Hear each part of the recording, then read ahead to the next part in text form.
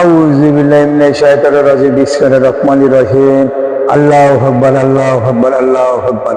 আপনার কাছে আমি ইসলামকে সত্যকে প্রকাশ দিতে চাই, সত্য ইসলাম। আর সত্য ইসলামকে পেতে চাই আমার কথাগুলো মুখ দিয়ে শুনবেন।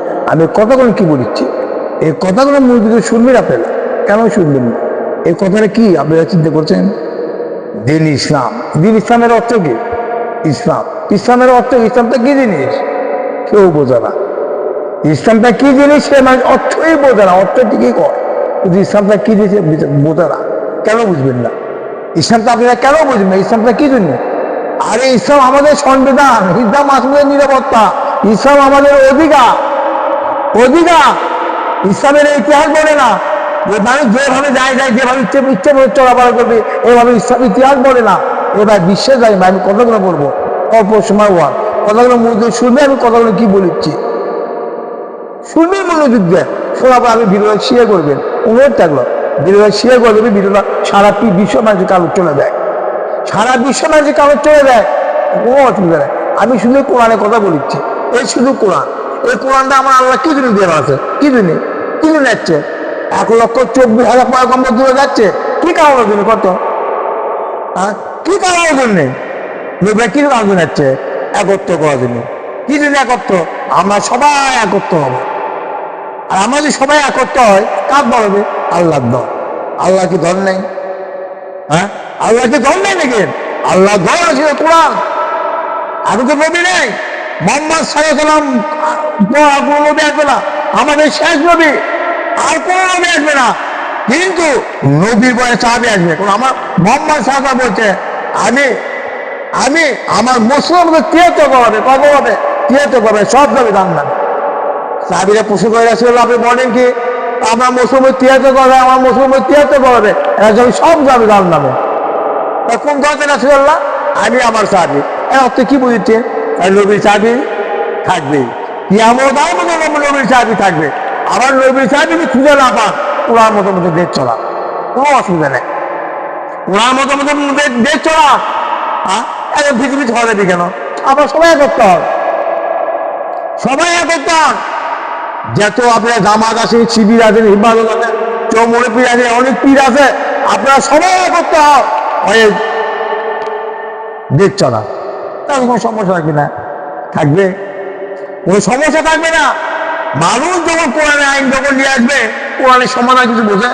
কোরআনের মধ্যে কি আছে? হ্যাঁ, এই কোরআনের মধ্যে কি আছে কিছু বোঝেন নাকি?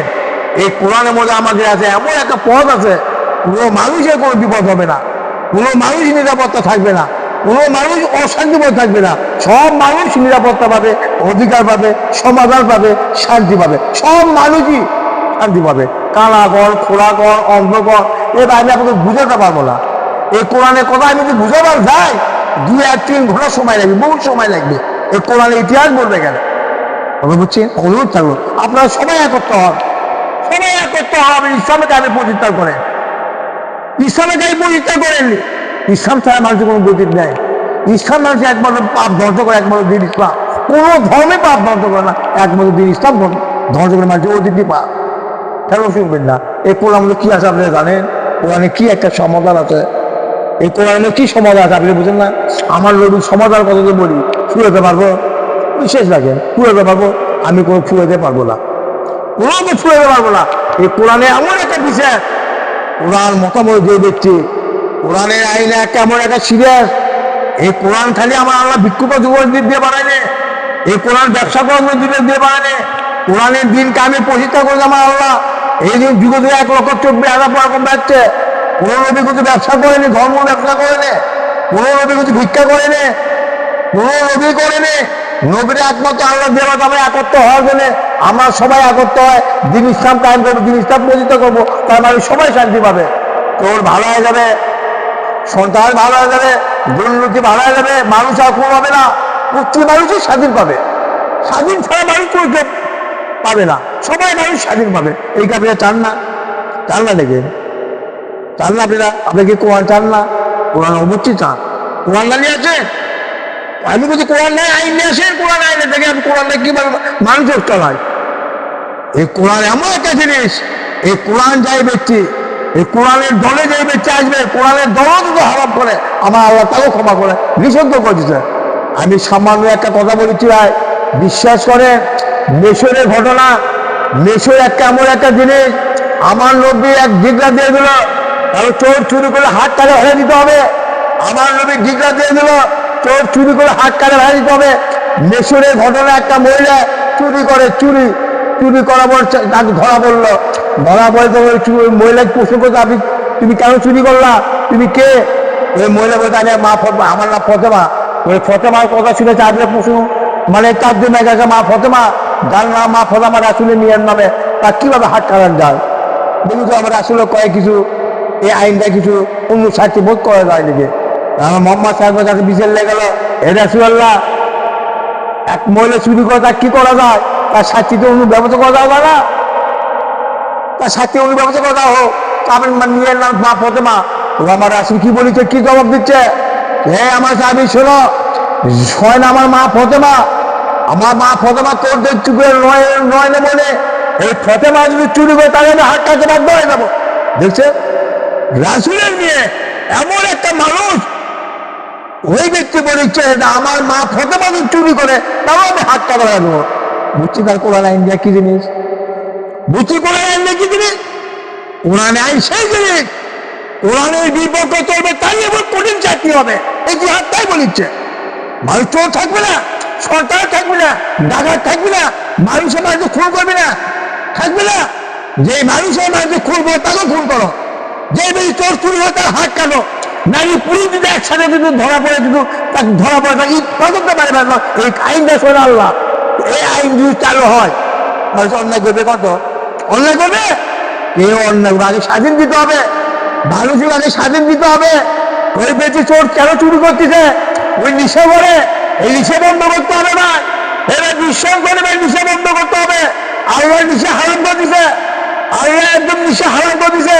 কারণ নারী পুরুষ করার অধিকার, সমান অধিকার আল্লাহ হারাম করে দিছে।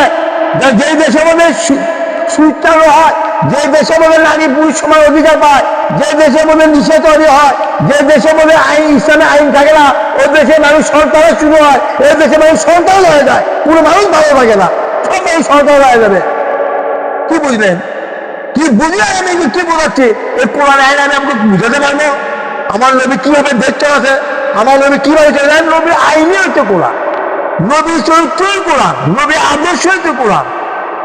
হ্যাঁ, কি বুঝলেন? আর দেখেন মানুষ কিভাবে চুল বলে চলে যাচ্ছে, মানুষ আর স্বাধীন নিরাপত্তা অধিকার পাচ্ছে না, মানুষ সরকার হয়ে যাচ্ছে, আর তুই ঘরে যায় মানুষ অশান্তি মধ্যে পড়ে আছে। কেন অশান্তি মধ্যে পড়ে যায়? কোরআন নাই দেখে মানুষ অশান্তি মধ্যে পড়ে যাচ্ছে। এ ভাই শোনেন, আপনি সবাইকেই শরীরকে বলিচ্ছি, আমি সব ধরনের মানুষকে বলিচ্ছি। এই যতগুলো মাঝেসা আছে, যতগুলো মাঝেসা পীর আছে, পীরের নেই মাঝেসা, যতগুলো আপনি হুজুরা আছে, যতগুলো মানুষ আছে, আমার সবাই একত্র হয়। একত্র আপনি কোরআন আইন নিয়েছি, কোরআনের শাসন নিয়েছি, কোরআনের সর্বদান নিয়েছি। মানুষ সবাই নিরাপত্তা পাবে, কেউ চুপ থাকবে না, কেউ চুরি করতে পারবে না, কেউ ডাকাতি করতে পারবে না, কেউ দুর্নীতি করতে পারবে না, কেউ মানুষের আগে খুন করতে পারবে না। এই কোরআনটা সঠিক কঠিন শাস্তি দেবে। আর সত্যি বাবা, যাই ক্ষমতা আছে তাই মানে একটু সেরা যায়। আমি একটা ক্ষমতা পাচ্ছি, যার মানে ক্ষমতা, আর কত ক্ষমতা তোমাকে ক্ষমতা, তুমি ক্ষমতা দাঁড়ালা, তুমি একবার চিন্তা করছো এই ক্ষমতা তুমি বুঝে দিতে পারবা। খুব দায়িত্ব নিচ্ছ না, দায়িত্ব খুব নিচ্ছ, দেখতে পাচ্ছ কিভাবে দেখতে পাচ্ছ। হ্যাঁ, যে দেশে মানে সুদ চালু আছে, যে দেশে মানে নিষেধ চালু আছে, যে দেশে মানে নারী পুরুষ সমান অধিকার আছে, এই হিসেবে তুমি কি জানো? তুমি কি রেখে বলা করলো?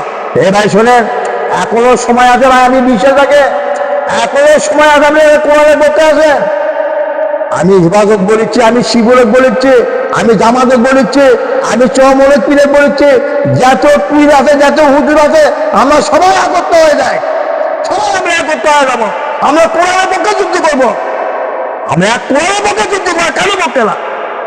কোরআন মানে এমন একটা জিনিস, এই কোরআন মানুষের সমাধান করে দেয়, নিরাপত্তা অধিকার একমাত্র কোরআন, কোরআন ছাড়া কেউ দিতে পারে না। আচ্ছা ভাই বিজ্ঞান ক্ষমতা আছে, দেখবেন তো আমরা আওয়ামী লীগ দেখলাম না, আওয়ামী লীগ কত ক্ষমতা, 16 বছর আগে থাকলো না, বিএনপির ক্ষমতা থাকলো না, জাতীয় থাকলো না, সব দলকে দেখলাম, সব দলকে আমি দেখলাম না।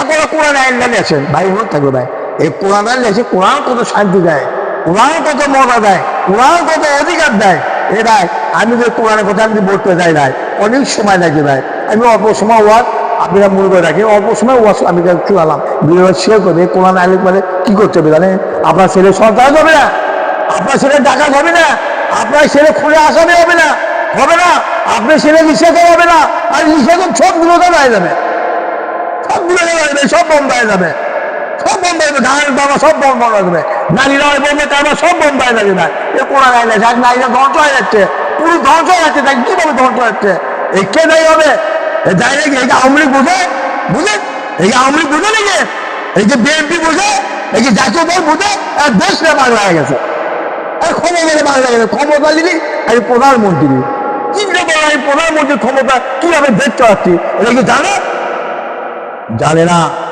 আবার হাসিনা জানে না বাবা খুব বক্তব্য করে বেড়ায় হাসিনা কোরআন পড়ে হাসিনা সকালবেলা তার নামাজ পড়ে হাসিনা আবার হজ করে হাসিনা আবার সবই করে আবার কোরআন পড়ে নামাজ পড়ে সবই করে হাসিনা দেশ চালাচ্ছেন দেখছেন এই দেশ চালাচ্ছে কোরআন পড়ার দাম থাকলো হ্যাঁ দাম থাকলো কোরআন পড়ে কি হাসিনার দাম থাকবে কারোর দাম থাকবে না ভাই কোরআন পড়লে হবে না কোরআনে আইন আনতে হবে এই কোরআনে আইন আনতে হবে তাহলে আপনি কোরআন পড়ার দাম থাকবে কোরআনে আইন নেই তার পয়সা পণ্য নেই তার পয়সাটার দাম নেই কোরআন ওই জন্য আসেনি হ্যাঁ মানুষ তো আইন আপনি দেশ চলাবেন এটা হবে কখন হবে না ভাই আল্লাহ বল আছে আল্লাহ বল আছে ভাই শিয়া বলে ভাই আল্লাহ বল আছে শিয়া তো কোরআন ছাড়া কোনো দল করা যাবে না কোরআন ছাড়া কোনো দল করা যাবে না একমাত্র কোরআন আমরা কোরআনের পক্ষে থাকবো কোনো দল করা যাবে না বিশ্বাস থাকবে ভাই কেন শুনবেন না ভাই আপনি কোরআনের পক্ষে কেন আসবেন না কেন কোরআনের পক্ষে আসবেন না কোরআনের পক্ষে আসতে হবে ভাই আসেন অনুরোধ করে কোরআনের পক্ষে আপনি আসেন কোরআন সিলেক্ট কর কেউ দুর্নীতি করতে পারবি না কেউ টাকা লক্ষ লক্ষ টাকা আদায় করতে পারবি না পারবে ক্ষমতা আছে হ্যাঁ হিফাজত কিন্তু ক্ষমতা দেখতে হয় হিফাজত কর মামুল হক কর তারপর দামাদি যে প্রধানমন্ত্রী এমপি তারা হয় তার ক্ষমতা আছে ব্যাংক করতে পারবি লক্ষ লক্ষ টাকা ইনকাম করতে পারবি ক্ষমতা আছে ধরা খাই যাবে এই কোরআনের কাছে ধরা খাই যাবে বিশ্বাস রাখে আমার মোহাম্মদ সালাম এমনও প্রেসিডেন্ট ছিল আমার নবী কিন্তু দেশ চলেছে তার ঘরে খুব সম্পদ থাকে না তার ঘরে খাদ্য থাকে না তাহলে আমার নবী নয় আমার নবী কি শিক্ষা দিয়ে গেল আবু বকর সিদ্দিক প্রেসিডেন্ট হয়ে গেল প্রেসিডেন্ট হওয়ার পর আবু বকর সিদ্দিক যে মায়না বেতন পাচ্ছিল আবু বকর যে বেতন না পাচ্ছিল ওই বেতনে কি কিছু তার বউ অল্প মায়না 8,000 করছে জলে পায়ের তৈরি করছে আমার আবু বকর সিদ্দিক বই পায়ের জল তৈরি করছে আবু বকর সিদ্দিক পায়ে খাবার দেয় খাবার থেকে আবু বকর সিদ্দিক বলছে এ পায়েস কোথায় পালা আবু বকর সিদ্দিক বলছে বউ বলছে আমি পায়েস আপনি যে বেতন না পাচ্ছিলেন ওই বেতনটি আমি জড়ো করে আমি পায়েস জড়ো করে ইচ্ছে আটা জড়ো করে আমি পায়ের তৈরি করছি তখন আবু বকর সিদ্দিক কি বললো ওনার পড়েন হাদিস পড়েন কি বললেন হ্যাঁ খুব মন্ত্রী সাজেছে প্রধানমন্ত্রী খুব সাজেছেন না হিসেব দিতে পারবে ক্ষমতা হিসেব দিতে আবু বকর বেতন কমে দিল কি কমে দিল বেতন কমে দিয়ে যা বেতন যা পড়লো তাই দিল একেবারে ইসলাম এরা বলে না তুমি লক্ষ লক্ষ কর্মী করে যাতে ব্যাংক বিলেট করবা না অসম্ভব নিতলায় এই নিতল নামে কলম দেবে এক বেড়ে তৈরি না আশ্চর্য বাবা এক দূরে নাইলে পাগলা হয়ে গেছে এক টাকালে পাগলা হয়ে গেছে নাইলে পাগলা হয়ে গেছে আশ্চর্য বাবা চিন্তাই করে না একবার আমার আল্লাহকে কোরআন দিছে কোরআন কি দিনে এই আমার মোহাম্মদ সাহেব কোরআন তো দিয়ে গেছে তোমরা কত কোরআন দেখেছে আরে কোরআন মতো তো চাচ্ছে না আমাদের 16 কোটি মুসলমান না এটা পৃথিবীর কি আছে আমাদের সবাই মুসলমান কারণ মুসলমানের মধ্যে মিল নাই এই ভাই আরে আপনারা গণ্য করেন না কেসার করেন না ভাই আপনারা সবাই একত্র হন আমরা একত্র হওয়ার পরে আমরা একবার জামাত শিবির হেফাজত সবাই একত্র হন যত পীর আছে যত মাঝে আছে সব একত্র হন আজ মাঝে দেখেন আমি সামান্য একটা কথা করছি আপনাকে সামান্য কথা এই কথা যদি আপনারা না বোঝে তা আমার করার কিছু নেই সামান্য কথা আপনাকে বলছি দেখেন যারা মাঝে সাথে লেখাপড়া করে হুজুরেরা তাকে বেতন কত তাকে বেতন আছে 7,000 6,000 8,000 9,000 আর যারা লেখাপড়া করে বাংলা লেখাপড়া করে বড় চাকরি